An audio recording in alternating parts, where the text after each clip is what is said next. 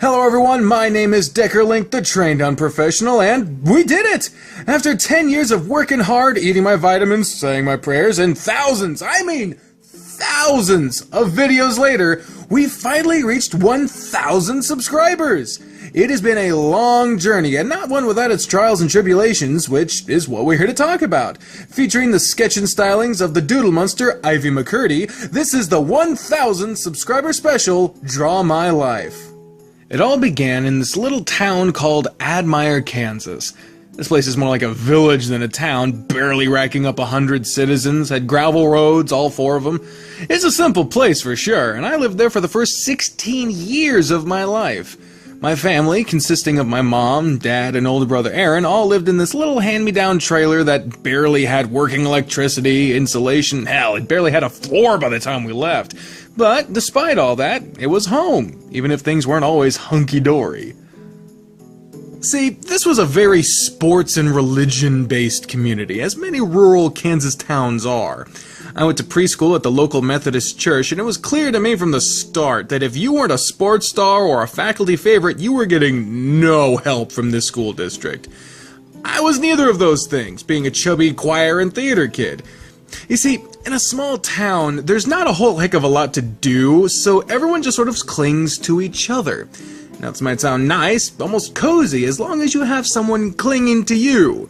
Outside of home, I didn't, so I became a target of sorts for all the other groups to use to gain social points by putting me as far down the ladder as they could get me. I've been beaten up, chased in cars, shot at, harassed, gotten death threats, damn near anything they could throw at me I took on a daily basis. It's weird just rolling that shit off and just being like, hey, guess what, that's what the fuck my life was, but yeah, that was it, man. I did try to find solace in the things people seem to like and admire. I tried out for basketball, track, soccer, band, and football all at different points just to try to fit in. I didn't want to play sports ball, and by not finishing a single season of any of those sports, that became obvious quickly. I also became a regular at the local Baptist church and in the next county over, going as far as being baptized and joining the worship team, the performing band. I would sing in every service, and it was going great for years until one winter when I heard the pastor call on God to punish homosexuals. I was immediately upset, not knowing that this was the kind of church I dedicated years of my life to, and immediately I walked off stage right in the middle of the sermon and started to walk home. My dad did eventually come to pick me up, but that point had been made. I could not stand to be in that church any longer. I felt betrayed, and I never went back.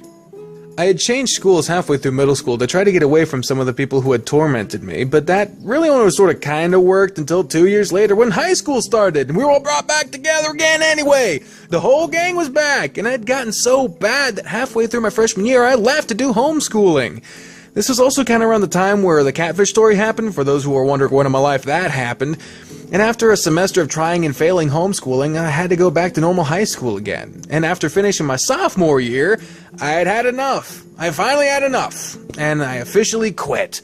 Fortunately for me, my parents were splitting up at the time. Honestly, their marriage was over long before they split up, but they had stuck together to give me and my brother a safe home to separate us from the harsh world surrounding us. I can't even begin to imagine what kind of strength that takes, and it's always been a source of inspiration to me whenever I felt like giving up. But finally, around 2011, my mom moved to Kansas City, and I saw my opportunity to leave Lyon County for good. It wasn't the best way to go, but I wasn't going to let this place keep me down.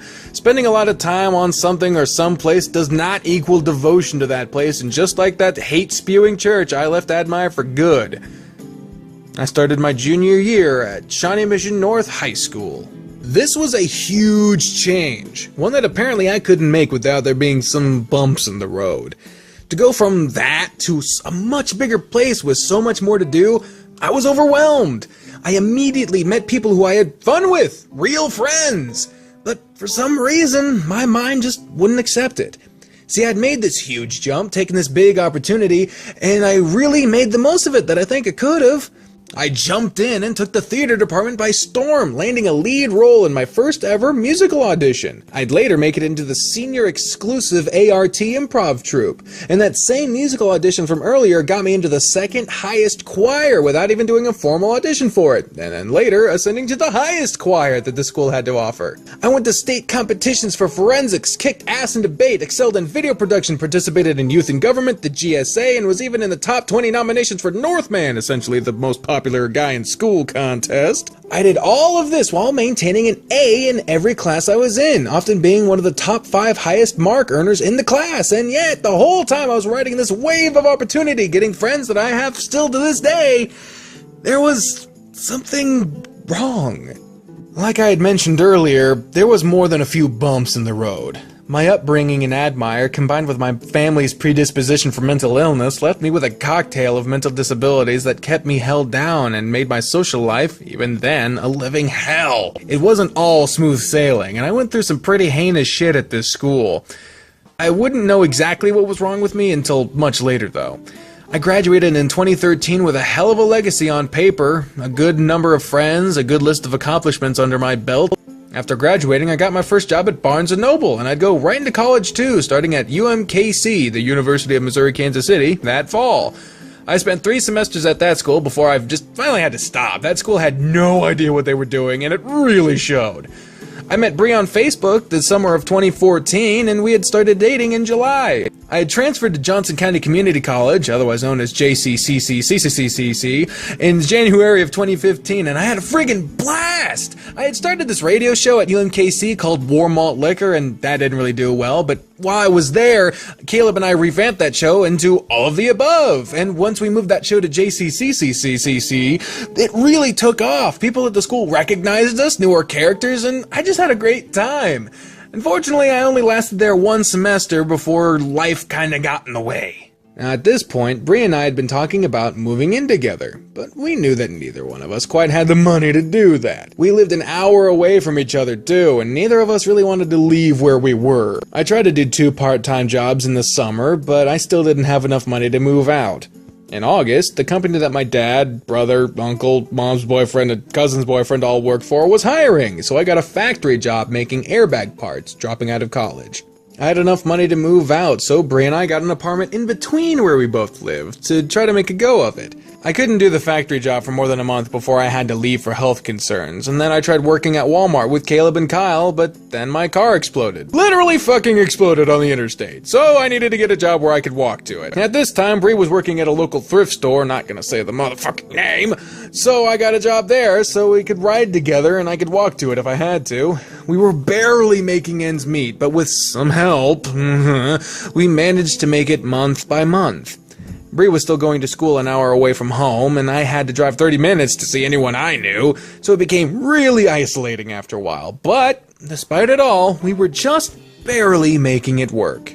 Now, at this point, I'd like to bring up a lingering problem that I've mentioned a few times, but never could really expound upon. I have known for some time that something wasn't quite right with me since I was young, and given my upbringing in Lyon County, it's not hard to believe that the effects of living the way I did left a number of lasting scars. There had been a lot of unexplained occurrences in my school years that were left more or less untreated because we couldn't afford proper medication or therapy or anything of the sort. I had ideas of what was going on, but I never really had a definitive answer. These outbursts were off-putting to say the least and cost me more than my fair share of friendships and social standing because they weren't just isolated incidents. It was guiding my way of thinking in ways I couldn't even imagine. It was so much right in front of my face that I couldn't see it. This reached a boiling point when I was put in a very compromising position at my job, and on the way home I nearly drove Bri's car into oncoming traffic. This was unfortunately not my only close call with suicide. My work found out and ordered me to work-related therapy. It was there that I was diagnosed with PTSD. From there, I was moved to the county mental health clinic and I accumulated diagnoses for anxiety, paranoia, bipolar disorder, depression, schizophrenia, and histrionic personality disorder. That's a lot of goddamn bumps in the road, but for the first time, I started to get treatment. I got medication that helped to dull the problems, therapy to help work through the things, and case management to help me organize all this shit in a way I could understand. It was all new, but once I got my opportunity to make things better, just like that church and moving away from Admire, I took that opportunity. Unfortunately, we couldn't keep living where we were and the way we were. We both got fired from that store, and we moved to Bree's hometown, where we are now. It is a much better place than where we were at, but I lost that county mental health treatment because, of course, I wasn't in that county no more. We are in the process of hooking me up with treatment at the local facilities, but already things are starting to look up for me. We're not living paycheck to paycheck anymore. I'm at a job that isn't injuring me all the time. We're in a better apartment in a better town, and overall, things just seem to be looking up.